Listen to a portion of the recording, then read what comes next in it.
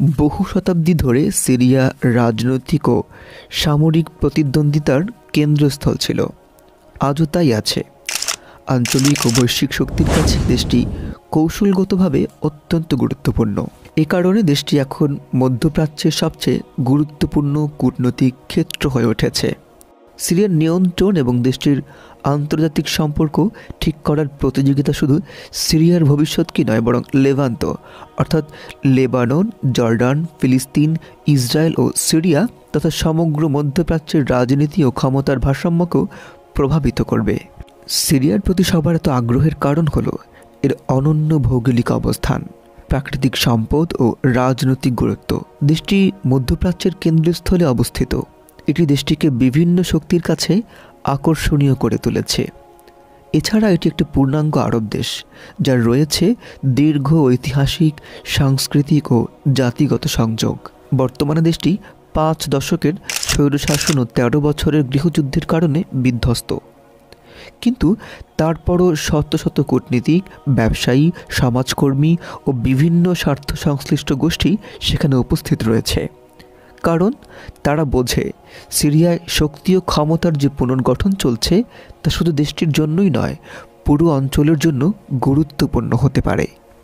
5000 বছর ধরে সিরিয়ার জনগণ ও শাসকেরা তাদের বিষয়ে বহিরাগতদের আগ্রহের বিষয়টি অনুভব করে আসছেন।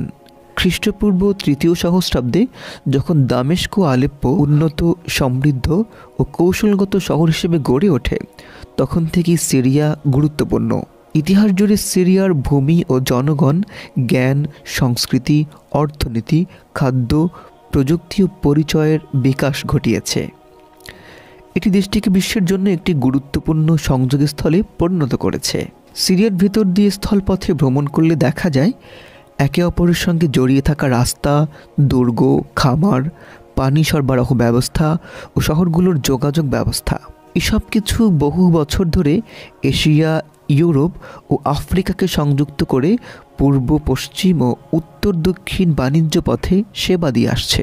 এসব পথের ধারে আলেপ্পো, দামেস্ক, হোমস, হামা, দেইর আজ-জোর, পালমিরা, দারা, লাতাকিয়া সহ বহু গুরুত্বপূর্ণ বাণিজ্যিক শহর গড়ে উঠেছে। এই কৌশলগত শহরগুলিতে বহু জাতিগোষ্ঠী ও ধর্মের মানুষ একসঙ্গে বসবাস করত। এদের মধ্যে সুন্নি, শিয়া, আলাউইত, দ্রুজ, খ্রিস্টান, আর্মেনীয়, ইহুদি, আরব, কুর্দি ও কিছু সম্প্রদায় রয়েছে। ইতিহাস জুড়ে কখনো আনুষ্ঠানিকভাবে, কখনো বা অনানুষ্ঠানিকভাবে তারা এসব শহরে পারস্পরিক বিভেদ মিটিয়ে বসবাসের উপায় খুঁজে নিয়েছে। সিরিয়া এমন একটি পূর্ণাঙ্গ আরব দেশ যেখানে একটি সত্যিকারের রাষ্ট্র ও জাতির সব বৈশিষ্ট্য রয়েছে। এখানে রয়েছে উর্বর ভূমি, পানি সম্পদ, খনিজ ও কৃষিজ সম্পদ, শিল্প খাত, দক্ষ নাগরিক, দক্ষ ব্যবস্থাপক, উদ্যমী ব্যবসায়ী। পাশাপাশি দেশটি ভূমি ও সমুদ্র পথে এশিয়া, ইউরোপ ও আফ্রিকার বাণিজ্য পথ ও সম্পদের সঙ্গে সংযুক্ত। প্রাচীন ও আধুনিক সাম্রাজ্য গ্রিক, রোমান, পারস্য, বাইজেন্টাইন, ভারত, ব্রিটেন ও ফ্রান্স থেকে শুরু করে রাশিয়া ও যুক্তরাষ্ট্র পর্যন্ত সবাই সিরিয়াকে নিয়ন্ত্রণের জন্য লড়াই করেছে। কারণ এর ভেতর দিয়ে মহাদেশীয় বাণিজ্য পথ গেছে এবং দেশটির মূল্যবান সম্পদ রয়েছে। যদি কেউ এর বাস্তব উদাহরণ বুঝতে চায় তাহলে দামেস্কের শেরাটন হোটেলে কয়েকদিন কাটালেই সেটা অনুভব করা যাবে। প্রাচীনকাল থেকে সিরিয়া বলতে আজকের সিরিয়া নয়, বরং বৃহত্তর সিরিয়া বা বিলাদ আশ-শাম বোঝানো হতো। এটি লেভান্ত অঞ্চলের একটি বিশাল অংশ এবং উর্বর ক্রিসেন্ট রিজনের বিশাল অংশ নিয়ে গঠিত ছিল। এই অঞ্চলে বর্তমানে লেবানন, সিরিয়া, জর্ডান, ইসরায়েল, ফিলিস্তিন এবং তুরস্ক ও ইরাকের কিছু অংশ অন্তর্ভুক্ত ছিল। উসমানীয় সাম্রাজ্যের পতনের পর 1920 সালে ফ্রান্স ও ব্রিটেনের সাম্রাজ্যবাদী হস্তক্ষেপ সিরিয়ার ভবিষ্যৎকে বদলে দেয়। তখন সেখানে একটি সংবিধান ভিত্তিক গণতান্ত্রিক রাজতন্ত্র গঠনের চেষ্টা চলছিল, যেখানে নির্বাচিত পার্লামেন্ট ব্যবস্থা থাকার কথা ছিল, কিন্তু ফ্রান্স ও ব্রিটেন এই ব্যবস্থা গড়ে উঠতে দেয়নি এবং তারা নিজেদের রাজনৈতিক ও অর্থনৈতিক স্বার্থ রক্ষা করতে সিরিয়ার উপর আধিপত্য বিস্তার করে।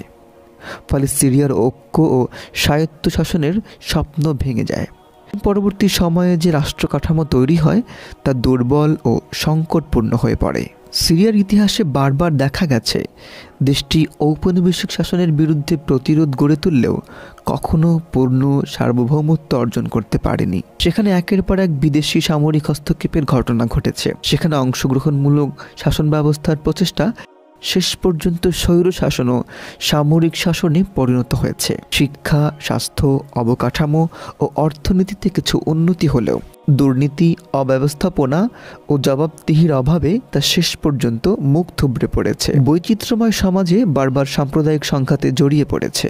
সিরিয়ার বর্তমান নেতৃত্ব মূলত ইসলামপন্থী গোষ্ঠীগুলো থেকে উঠে এসেছে, যারা মার্কিন দখলকৃত ইরাকে যুদ্ধের অভিজ্ঞতা অর্জন করেছিল এবং যুক্তরাষ্ট্র, ইসরায়েল, তুরস্ক এবং অনন্য বিদেশি শক্তির সহায়তায় বাশার আল আসাদের শাসন উৎখাত করেছে। নতুন বাস্তবতায় আঞ্চলিক ও আন্তর্জাতিক শক্তিগুলো সিরিয়ার নতুন নেতৃত্বকে নিজেদের অনুকূলে রাখতে নানা উপায়ে চেষ্টা চালাবে। ঘুষ, অস্ত্র এবং ষড়যন্ত্রের আশ্রয় নেবে, যাতে নতুন সিরিয়া তাদের স্বার্থের পক্ষে থাকে। যদি নতুন শাসক গোষ্ঠী এই চাপের বিরুদ্ধে প্রতিরোধ গড়ে তোলে, তাহলে তারা নিশ্চিতভাবেই বিদেশি শক্তিগুলোর ষড়যন্ত্রের মুখে পড়বে। তা মোকাবেলা করার শক্তিও সিরিয়ার মানুষের আছে, কারণ তারা এর জন্য ৫,০০০ বছর ধরে প্রস্তুতি নিচ্ছে।